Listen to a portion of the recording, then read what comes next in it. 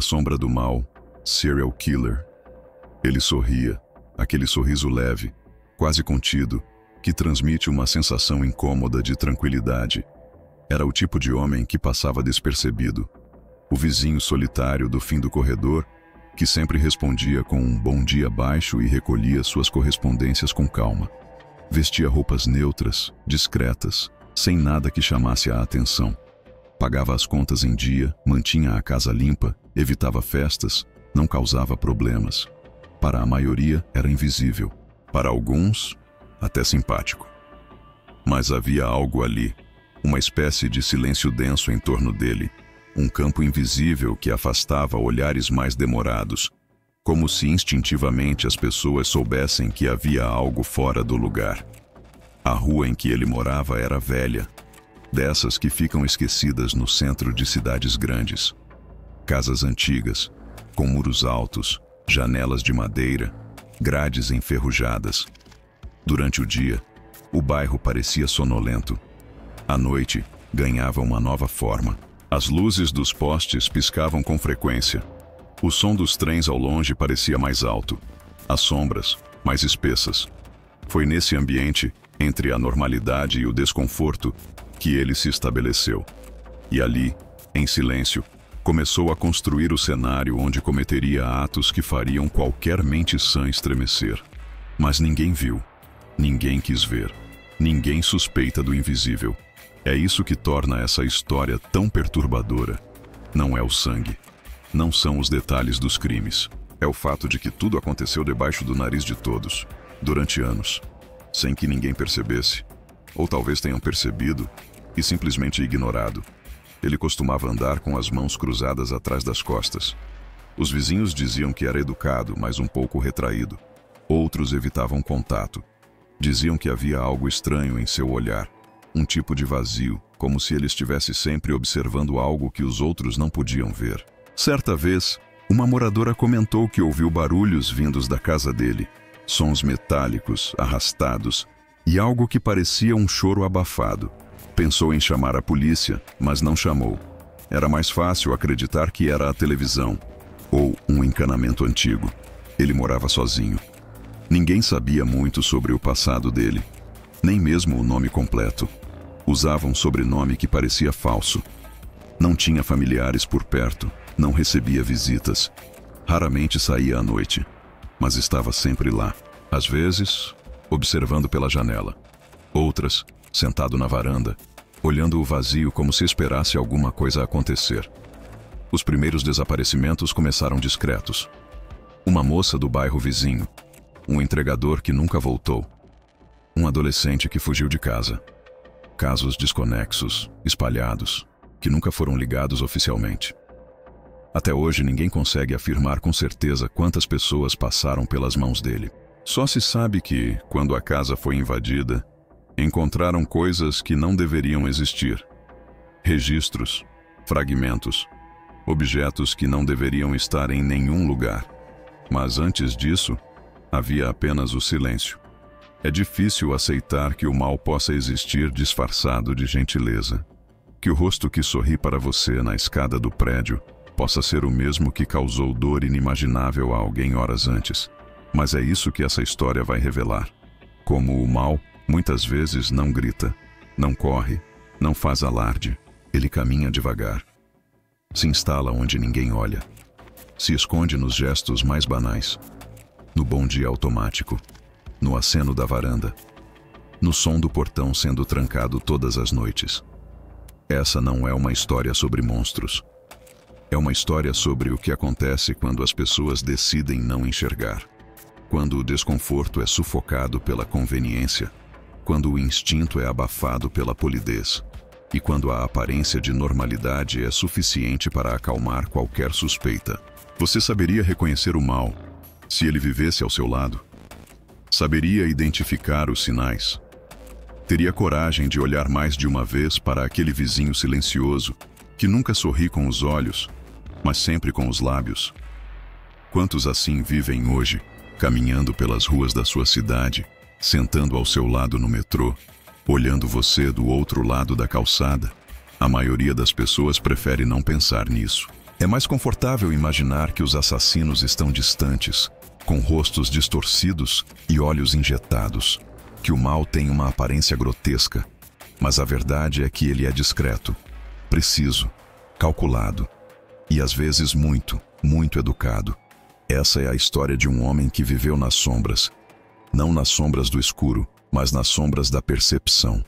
Um lugar onde a maioria das pessoas escolhe não olhar, porque no fundo sabem que se olharem demais, talvez vejam algo que nunca mais consigam esquecer. A face humana do monstro. Durante o dia, ele cuidava das plantas. Sim, plantas. Não eram flores coloridas ou vasos ornamentais como se esperaria de alguém tentando manter as aparências. Eram plantas secas, espinhosas, sem perfume, que pareciam ter saído de um deserto esquecido. Ele as regava com precisão quase cirúrgica, com a mesma rotina de sempre. 7h da manhã, 19h da noite. Nada antes, nada depois. Vizinhos comentavam que aquela disciplina era quase encantadora, mas ninguém via aquilo como um sinal.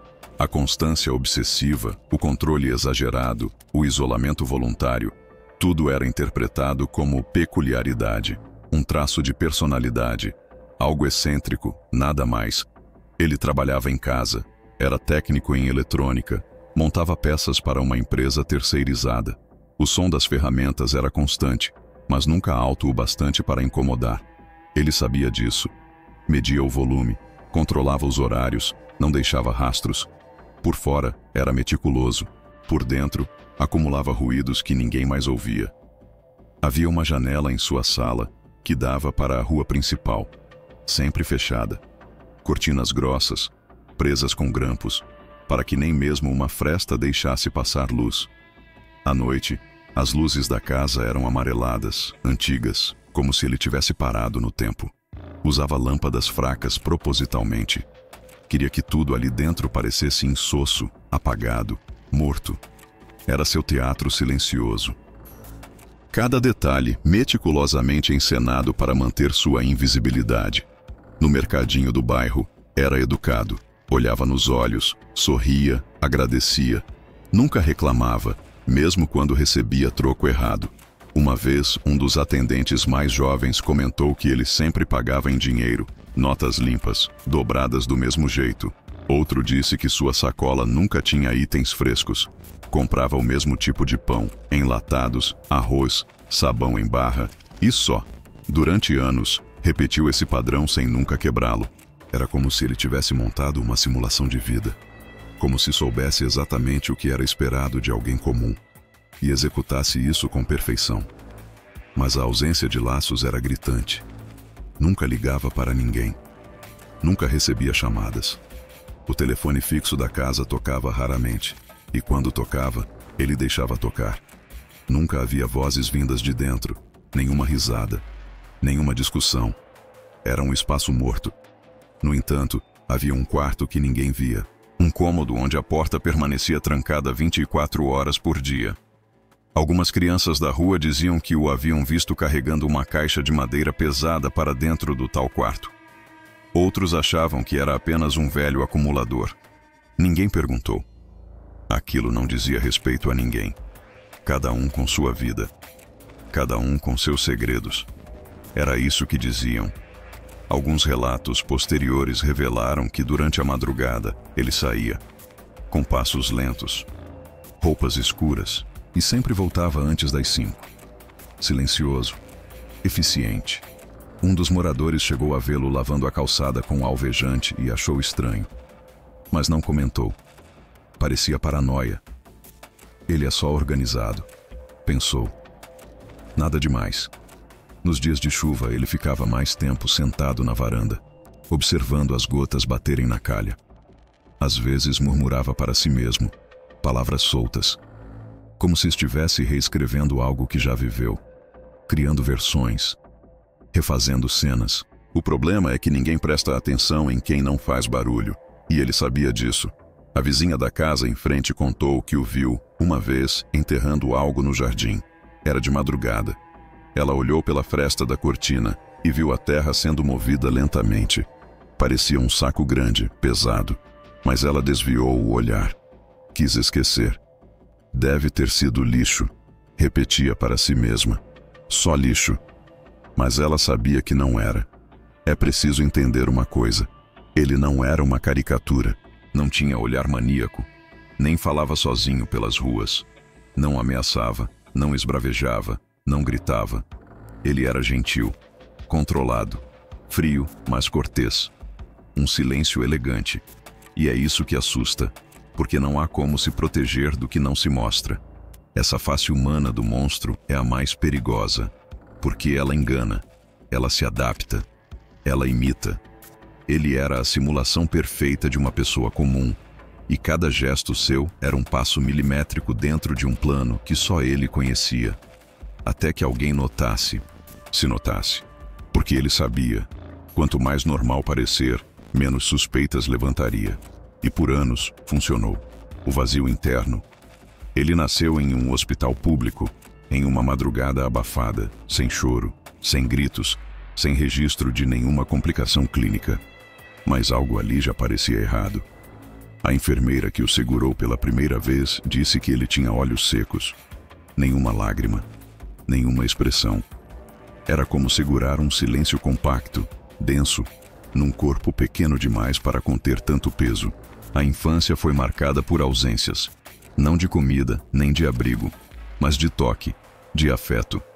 Os pais eram frios, distantes, mais preocupados com a rotina do que com a presença. Ele cresceu ouvindo ordens, mas nunca elogios. Era corrigido com dureza, mesmo quando tentava acertar. Não havia violência explícita, não havia gritos, mas também não havia calor, não havia nome sussurrado com carinho, não havia mãos que segurassem as dele com firmeza. Cresceu como um objeto funcional dentro de uma casa onde sentimentos eram tratados como fraquezas. Na escola, era o aluno que sentava no fundo e não respondia perguntas. As professoras diziam que ele era inteligente, mas apático. Fazia as tarefas com perfeição, mas sem paixão. Não brincava no recreio. Não sorria. Tinha um caderno onde desenhava casas sem janelas e pessoas sem rosto. Nunca mostrou para ninguém. Certo dia, rasgou todas as folhas e jogou fora sem motivo aparente. Aos 10 anos, alguém o viu matar um passarinho com as próprias mãos. Disse que queria ver como era por dentro. Não chorou, não hesitou. A mãe, ao saber, apenas mandou ele lavar as mãos. Nada mais. Nenhum castigo, nenhuma conversa. Aquilo foi esquecido em menos de uma semana. Ninguém comentou. Ele aprendeu, naquele momento, que dor não tinha consequência, que destruir algo vivo não trazia punição. Só silêncio. O tempo passou. Adolescência sem amigos, sem festas, sem paixões. Passava horas no quarto, desmontando eletrodomésticos, cortando pedaços de madeira, moldando pequenos objetos que ele escondia embaixo da cama. Quando os pais morreram, não chorou. Apenas organizou os documentos, vendeu a casa e se mudou para um bairro onde ninguém o conhecia. Começou ali sua vida nova, sem raízes, sem laços. Um terreno perfeito para cultivar o que já crescia dentro dele desde sempre. O vazio. Mas não era um vazio comum. Era um vazio vivo. Ele não sentia culpa, não sentia amor, não sentia necessidade de conexão. Tudo o que fazia era como um teste. Cada gesto, uma simulação de humanidade. Ele observava pessoas como quem observa peças de um tabuleiro. Analisava, reproduzia, não por interesse, mas por estratégia. Porque compreendeu cedo que, para passar despercebido, precisava parecer comum. E para isso, estudava emoções como quem estuda um idioma estrangeiro. Algumas vezes, tentava forçar alguma conexão. Ajudava um vizinho, conversava com o atendente do mercado, segurava a porta para uma senhora. E esperava. Esperava sentir algo, qualquer coisa, mas nunca sentia. Aquilo o irritava. Não externamente. Ele nunca explodia. A raiva dele era silenciosa, introspectiva. Crescia em silêncio, como uma planta venenosa se espalhando pelas paredes internas do corpo. Com o tempo, esse vazio começou a buscar forma. Ele queria moldar algo que pudesse controlar, algo que fosse dele, completamente. Não uma pessoa, não um objeto, mas uma experiência, Uma situação em que ele fosse o único autor, o único comandante. E foi aí que nasceu a ideia. Inicialmente, um pensamento vago, um cenário esboçado, mas logo ganhou detalhes, passos, escolhas, um plano. A mente dele não era caótica, pelo contrário, era metódica, calculava possibilidades, planejava horários, mapeava pontos cegos das ruas, observava hábitos de possíveis vítimas sem jamais se aproximar de verdade. Tudo à distância, tudo sem pressa. A construção do mal era, para ele, um processo artesanal. Ele não matava por impulso, não buscava prazer no sangue. O que ele queria era algo mais profundo. Dominar. Sentir que tinha poder sobre algo, alguém. Não porque odiava o mundo, mas porque o mundo, para ele, não fazia sentido. Era uma massa de sons e movimentos que não o incluía. E ele queria marcar sua existência de um jeito que ninguém pudesse apagar. Muitas vezes, sentava em frente ao espelho por horas. Não se admirava, se estudava. Tentava entender o que os outros viam, e não via nada. Nenhuma alma atrás dos olhos, nenhuma centelha. Só o reflexo de alguém vazio tentando entender o que significa ser humano. Essa é a origem do monstro, não uma criatura deformada pela maldade, mas um homem moldado pela ausência. Um ser que cresceu sem referências, sem apego, sem bússola moral. E que, ao invés de procurar ajuda, decidiu se tornar aquilo que o mundo jamais esperou. Alguém que sabe exatamente o que você teme e como transformar isso em realidade. A máscara cai. A escolha da primeira vítima não foi aleatória. Ela passava todos os dias pela mesma calçada, carregando uma bolsa vermelha e um maço de papéis amassados. Trabalhava numa loja de roupas usadas 3 quadras acima.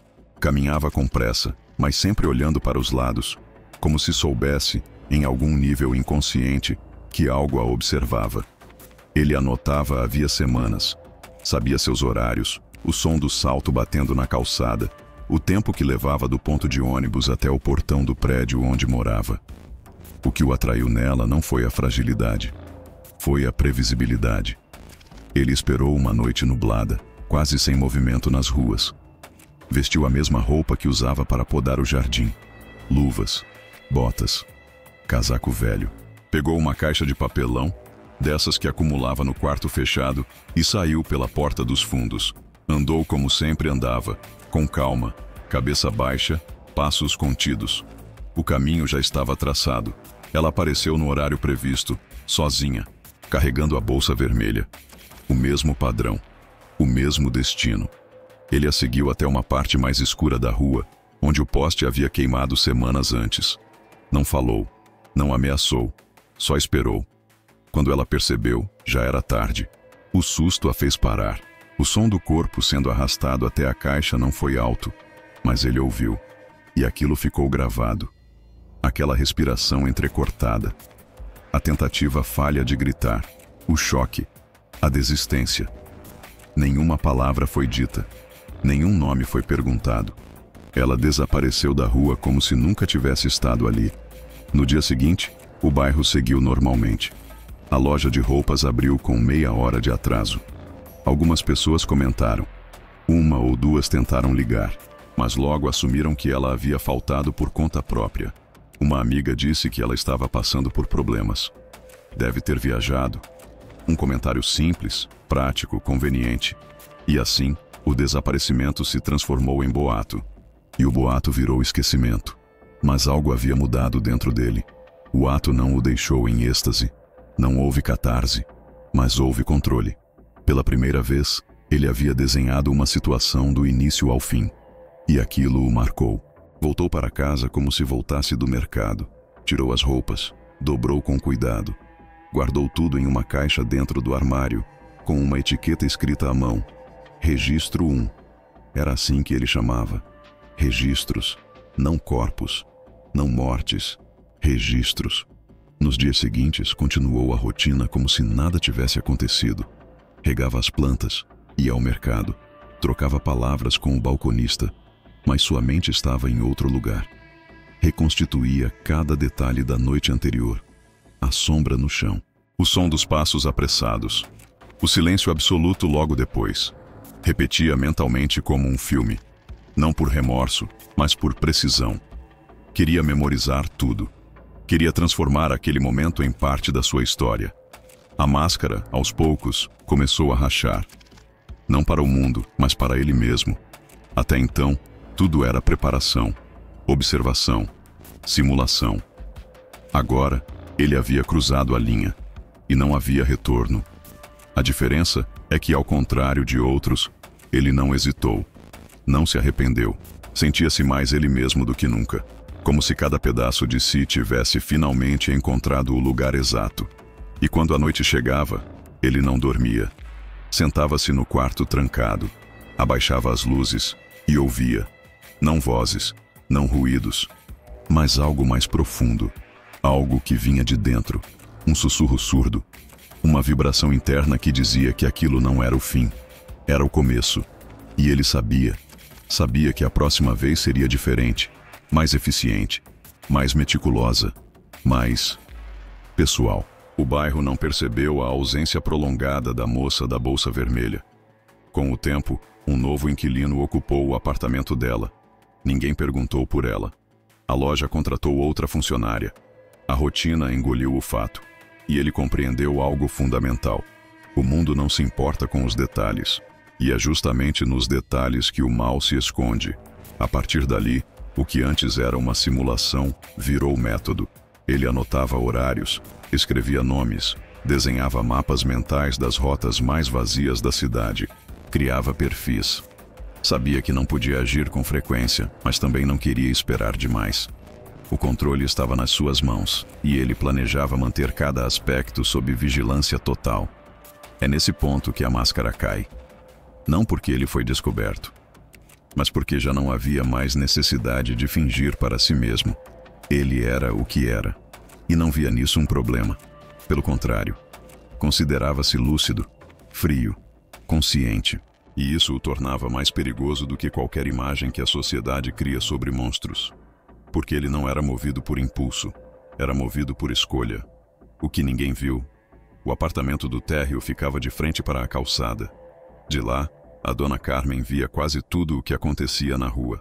Ela era do tipo que repara em cada detalhe. O cachorro que late fora do horário, a bicicleta encostada demais no portão do vizinho, o jovem que fuma escondido no beco ao lado da farmácia. Mas ele, o homem do porão, ela não reparava. Não por falta de atenção, mas porque ele era meticulosamente invisível. Passava na hora certa, com a expressão certa, cumprindo o papel que se esperava dele. Educado, solícito, mas jamais íntimo. Estava sempre ali, e mesmo assim, parecia não estar. Vizinhos comentavam entre si sobre pequenos incômodos. Uma vizinha ouviu um barulho estranho vindo da casa dele, como se móveis fossem arrastados no meio da madrugada. Outra achou o cheiro de alvejante forte demais por dias seguidos. Mas ninguém ligou os pontos. Comentários isolados. Histórias sem dono. E na dúvida, melhor não se envolver. A polícia passou pela rua algumas vezes. Não por ele. Por outras ocorrências. Roubos pequenos. Brigas de bar. Eles nunca entraram naquela casa. Nunca bateram aquela porta. E mesmo que o fizessem, não encontrariam nada de imediato. Ele sabia esconder. Sabia o tempo exato de apagar rastros. Limpava as superfícies com mais cuidado do que um técnico de laboratório. Usava luvas não só durante os atos, mas também durante a limpeza. Descartava tudo em locais diferentes. Queimava o que podia. Triturava o que não podia. O quarto trancado era seu laboratório de silêncio.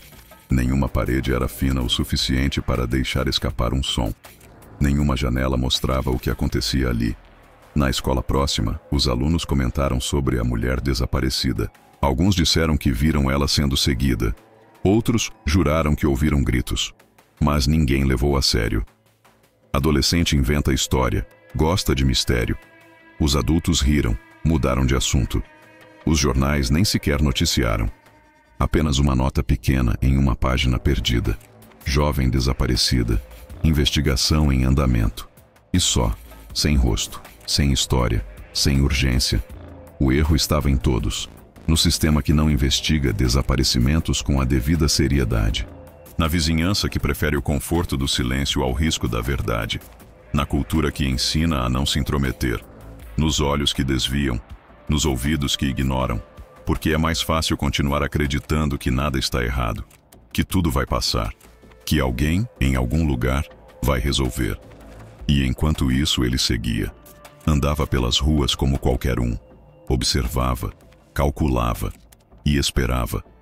Houve sinais claros, muito claros. Uma mulher do prédio ao lado percebeu que sempre que ele passava, o cachorro dela se encolhia. O animal tremia, rosnava baixinho, mas ela só achou curioso. Os instintos que ignoramos são os mesmos que poderiam nos salvar. Ele sabia disso. Sabia como usar a previsibilidade humana a seu favor. Apostava na inércia, na burocracia, na preguiça coletiva, e vencia, dia após dia. Uma funcionária da limpeza encontrou algo estranho próximo à lixeira do prédio. Uma luva suja com algo escuro. Levou até o zelador. Ele jogou fora sem olhar. Outro dia, uma jovem caiu ao sair correndo assustada ao ver alguém parado na esquina, imóvel, olhando para a rua às 3 da manhã. Ela não conseguiu descrever o rosto. Disse apenas que o olhar era vazio demais. A polícia não foi chamada. A rua ficou em silêncio. Ninguém quis ligar os pontos. Os jornais locais recebiam denúncias anônimas sobre o desaparecimento de algumas pessoas, mas nada conectava diretamente a ele. Faltavam provas, faltava interesse, faltava vontade. Um sistema acostumado a só reagir quando o sangue escorre pelas paredes não sabe enxergar o perigo quando ele ainda está limpo. O mais cruel é que durante anos ele testou os limites. Observava a capacidade de omissão das pessoas. Encenava pequenos eventos para ver quem notaria. Deixava a luz acesa no porão a noite toda. Demorava a recolher pacotes suspeitos deixados perto do portão. Descia a rua com roupas sujas de terra e alvejante às 4 da manhã. E ninguém perguntava. Ninguém confrontava. Todos viam. E escolhiam não ver. É assim que monstros sobrevivem. Não porque são indetectáveis, mas porque sabem exatamente onde a cegueira coletiva começa. Eles operam nas zonas cinzentas da normalidade. Sabem que, em uma cidade cheia de problemas, um homem silencioso jamais será prioridade. E foi exatamente essa certeza que permitiu a ele repetir o mesmo ritual. Repetidas vezes, com métodos mais refinados, vítimas mais específicas e uma confiança crescente de que jamais seria pego. O que ninguém viu estava na cara de todos. Estava no medo de parecer invasivo, no receio de julgar errado, na hesitação de agir. Estava nos silêncios, nos comentários engolidos, nos avisos ignorados. E ele sabia. Sabia como ninguém. A obsessão. Depois do terceiro desaparecimento, ele começou a guardar objetos. Não do corpo. Não por fetiche, mas por controle. Uma mecha de cabelo, um pedaço de tecido. Algo sem valor algum para qualquer outra pessoa.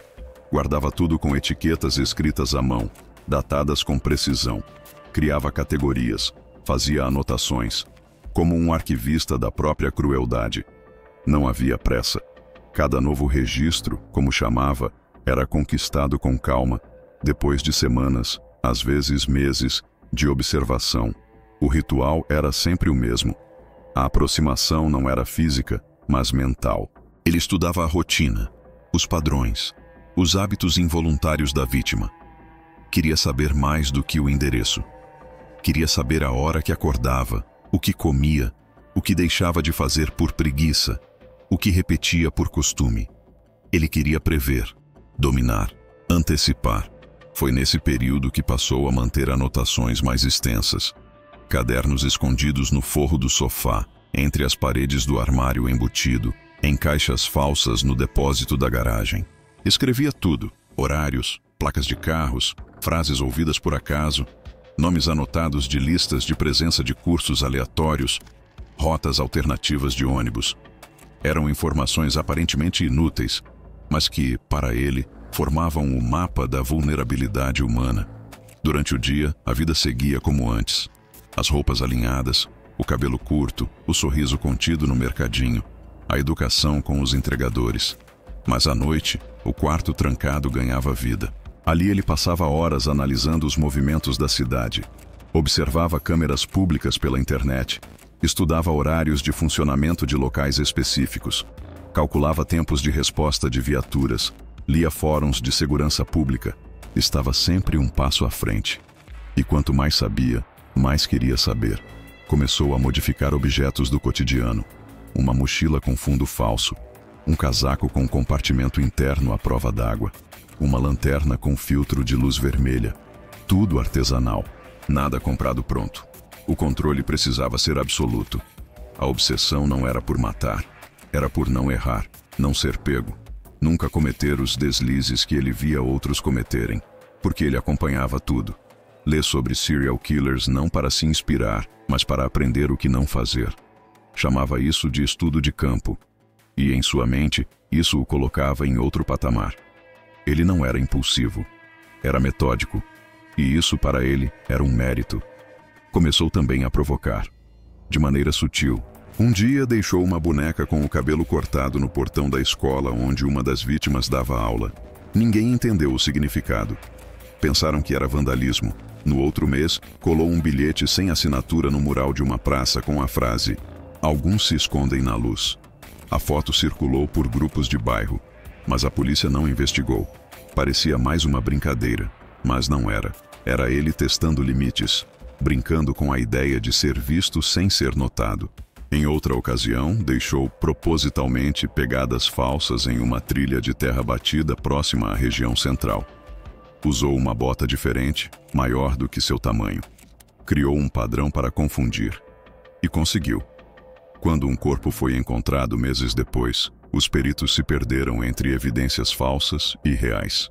Ele observava tudo pelos noticiários, lia comentários nas redes e sorria, sozinho, no escuro. A obsessão crescia, mas sem pressa. Não se tratava de um vício. Era uma construção. Ele comparava seu trabalho a uma obra de engenharia. Cada detalhe era pensado, cada escolha documentada. O que parecia aleatório era profundamente calculado. E o que parecia desorganizado era, na verdade, um jogo de distração. Se o padrão era óbvio demais, era descartado. Ele queria confusão, queria dúvida, queria controlar a narrativa até mesmo após os rastros estarem frios. As vítimas também mudaram. No início, eram pessoas solitárias, sem muitos vínculos. Depois passaram a ser escolhidas não pela fragilidade, mas pela rotina acessível. Um homem que corria sempre no mesmo horário. Uma mulher que nunca trancava o portão de casa. Uma adolescente que saía do curso sempre pelo mesmo caminho. Ele buscava falhas no comportamento. O mínimo deslize era suficiente. Ele acreditava que a previsibilidade era a brecha da civilização. E era por ela que ele entrava. Nesse estágio, já não dormia mais como antes. O quarto trancado era seu templo. Lá, os registros eram organizados com precisão quase religiosa. O cheiro do lugar era insuportável para qualquer pessoa comum. Mistura de mofo, alvejante e madeira velha. Mas para ele, era familiar. Era lar. Era onde se sentia pleno. Aos olhos da cidade, tudo estava em ordem. O bairro seguia tranquilo. Os vizinhos viviam suas vidas sem desconfiar. A rotina protegia todos da realidade. Mas o que ninguém sabia é que naquele exato momento ele já estava observando alguém novo.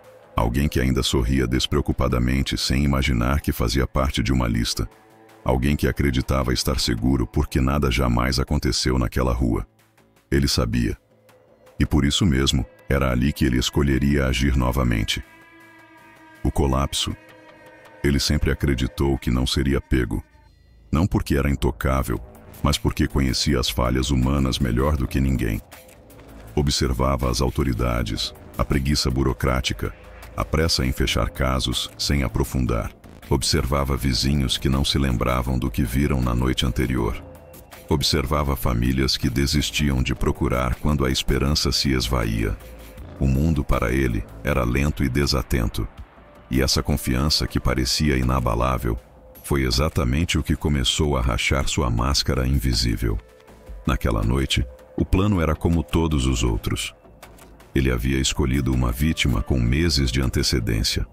Um homem de meia idade, solitário, mas conhecido na vizinhança.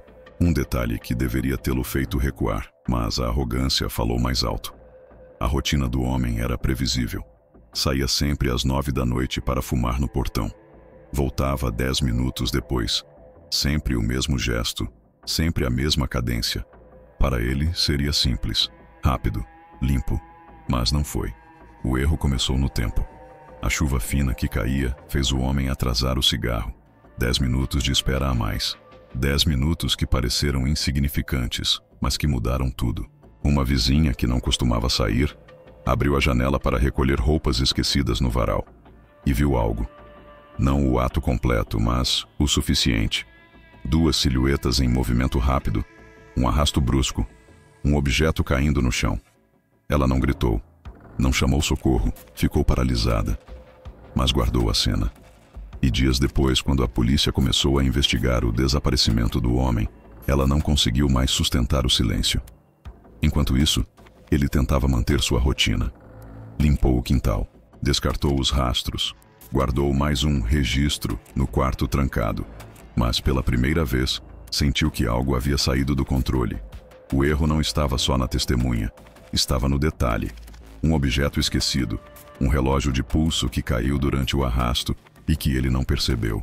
O relógio foi encontrado pela polícia a poucos metros dali, quebrado, mas intacto o bastante para ser identificado.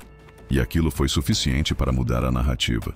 As investigações começaram discretas, mas se intensificaram rápido. Policiais passaram pela rua mais vezes do que o normal. Anotaram nomes, fizeram perguntas. E foi nesse ponto que o desconforto começou a crescer dentro dele. Não era medo de ser descoberto. Era raiva por não ter controle absoluto. O quarto trancado, antes um templo, agora parecia um inimigo silencioso, cheio de provas que não poderiam ver a luz do dia. Ele começou a reorganizar tudo, queimando partes, enterrando outras, desfazendo o que levou anos para construir. Mas cada ação apressada deixava novos rastros. A queda não foi cinematográfica, não houve perseguição espetacular, nem troca de tiros. Foi lenta, arrastada, quase burocrática. Ele foi cercado por erros pequenos, provas minúsculas, relatos desconexos que, juntos, formaram um quadro inescapável. A polícia descobriu objetos que pertenciam às vítimas. Descobriu bilhetes guardados em caixas. Descobriu anotações que só um culpado teria escrito. Cada detalhe, antes invisível, agora se tornava gritante. E quando finalmente foi preso, não reagiu. Não pediu perdão. Não disse palavra alguma. Apenas encarou os policiais com o mesmo olhar vazio que sempre teve. Nenhuma fúria. Nenhum desespero. Só o silêncio. O mesmo silêncio que carregou a vida inteira, agora revelado como o som mais perturbador de todos. O mais cruel é que, mesmo algemado, mesmo cercado, havia nele uma expressão de triunfo. Como se dissesse, sem palavras, que parte do plano ainda estava funcionando, porque no fundo ele sabia, o que havia feito jamais seria totalmente apagado. O medo que plantou, os sinais que foram ignorados, os rostos que desapareceram sem resposta, tudo isso continuaria ecoando. O colapso dele não significava o fim do horror. Significava apenas que, por um instante, alguém havia conseguido olhar para o lugar certo. O mal não tem rosto. Quando a prisão foi anunciada, o bairro entrou em choque. Alguns choraram de alívio, outros de medo, mas a maioria, incrivelmente, reagiu com descrença. Muitos diziam que não podia ser ele. Sempre tão educado, repetiam. Sempre ajudava a carregar as compras. O retrato que a polícia exibiu nos jornais era o mesmo rosto que todos conheciam, o mesmo que passava despercebido por anos. Nenhum detalhe gritava perigo. Nenhuma marca denunciava monstros. E é justamente aí que mora o verdadeiro pavor. O mal não tem rosto. Ele se mistura, ele imita, ele sorri. Ele parece inofensivo até o último segundo. As pessoas tentaram reconstruir lembranças. Cada gesto, cada olhar, cada frase dita por ele. Procuravam sinais, indícios que poderiam ter revelado algo, mas nada parecia claro. O horror estava escondido nos silêncios, nos momentos em que desviaram o olhar. nos instantes em que preferiram não questionar. A sensação de culpa coletiva se espalhou. Todos sabiam que, de alguma forma, poderiam ter feito mais. Mas não fizeram. Escolheram a normalidade. E a normalidade é o disfarce perfeito. Durante o julgamento, ele permaneceu imóvel, como se fosse apenas mais um observador. Não se defendia, não negava, não admitia, só olhava. Para alguns, aquele olhar era vazio. Para outros, era um olhar que sabia algo que ninguém mais sabia.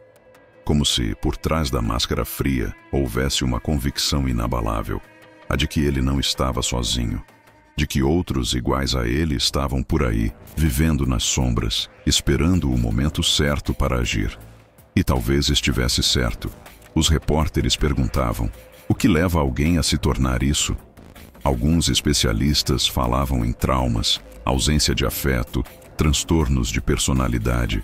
Outros lembravam da banalidade do mal, de como monstros podem ser fabricados pelo descaso e pela indiferença. Mas nenhuma explicação parecia suficiente. Nada justificava. Nada explicava a frieza com que ele olhava para o vazio, indiferente ao destino das vidas que arruinou. As famílias das vítimas nunca se recuperaram. Algumas mudaram de cidade, outras não conseguiram seguir em frente. Mas todas carregavam a mesma marca, a certeza de que o mal não é uma figura caricata, um vulto nas sombras, um rosto deformado. O mal pode estar sentado ao seu lado no ônibus, pode segurar a porta para você no supermercado, pode sorrir no corredor do prédio. Ele não se anuncia, ele se infiltra. E essa é a pergunta que fica: quantos como ele existem agora? Quantos passam despercebidos, vivendo vidas meticulosamente comuns, escondendo segredos que ninguém ousa imaginar? Quantos vizinhos silenciosos, colegas discretos, conhecidos distantes carregam dentro de si a mesma ausência de humanidade? O pensamento é sufocante, mas inevitável. O mal não desaparece com a prisão de um homem. Ele se multiplica na ignorância, na omissão, no silêncio. Se há algo a aprender com essa história, é que a face do mal é banal. E talvez seja isso que mais assusta. Não há como reconhecê-lo pelo rosto. Não há como evitá-lo por instinto. Ele está em todo lugar, camuflado em gestos cotidianos. O verdadeiro terror não está em monstros escondidos nas sombras. Está na possibilidade de que, neste exato momento, alguém que você cumprimentou hoje, alguém em quem nunca pensaria duas vezes, pode estar nutrindo um vazio semelhante. E você nunca saberia até ser tarde demais. Essa é a herança que ele deixou. Não o sangue, não os registros, mas a lembrança inquietante de que o mal não precisa se revelar para existir. Ele respira entre nós, invisível, silencioso, esperando. Porque o mal, afinal, não tem rosto.